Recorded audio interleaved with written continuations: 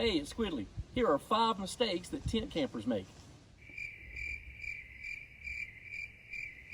The first mistake involves site selection, and it means picking a place that is not low. Last night we had a significant amount of rain, and I was set up on a not a rise, but a place that wasn't low where water was going to collect. We had enough rain that had water collected there, I probably would have had water inside my tent. Now, my tent is Dyneema composite, so I don't have to worry about coming up under the floor. But if you are in a pool of water overnight, if you are in a nylon tent and water pools under you, that water is going to come up through the bottom of your tent.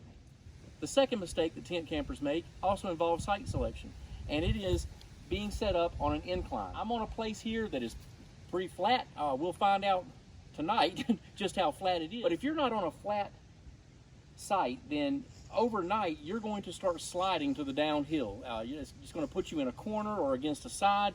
And there's another mistake that we're going to look at in just a minute that is related to that problem. The third mistake that tent campers make involves venting your tent. Now, tonight I think is going to be pretty good weather. There's going to be a little bit of wind, so venting is going to be really easy. What I'll do is I'll leave this door open, and if it does come up a little bit of rain, I can just close this door and prevent rain from coming in. But what I really want is for air to be able to move in the tent to reduce condensation and to regulate the temperature. If you're not venting, then on warm evenings, you're just going to burn up. This is going to be a sauna. On the other hand, if it's a cool night or cold night, then you're going to have a lot of extra condensation that could be reduced by venting your tent. The fourth mistake that tent campers make involves staking your tent.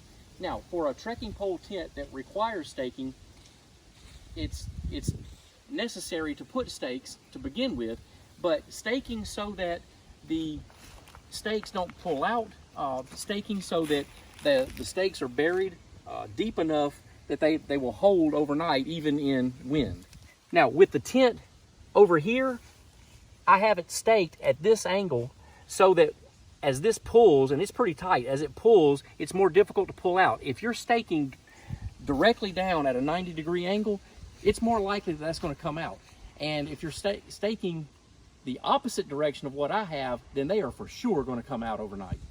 If you're staking in a place that has really rocky ground, then in addition, what you may need to do is stack rocks on top of your stake to make it more difficult for those to pull out. The fifth mistake that tent campers make is inside the tent, having gear pushed up against the wall, and that's going to present potentially 2 problems. The first problem is in a tent like this, where it's single wall, condensation is going to collect on that single wall, and any gear that I have touching it is going to now have moisture on it.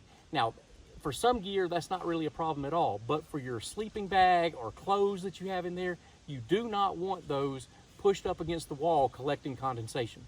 The second problem involves what actually happens to your tent when you have gear pushing up against the side. So if I have gear pushing up against the side here, what happens is it pushes the floor down, and you see that mesh up above it. If it starts raining, there's a potential for water to come in and pool there at the foot or on the side, wherever the gear is, so that now anything that's in your tent is going to get wet and potentially flooded. Okay, that was 5 mistakes that tent campers make. Do me a favor, in the comments, tell me what I missed. Tell me some additional mistakes that you've seen tent campers make. And on the way out, don't forget to hit like and subscribe.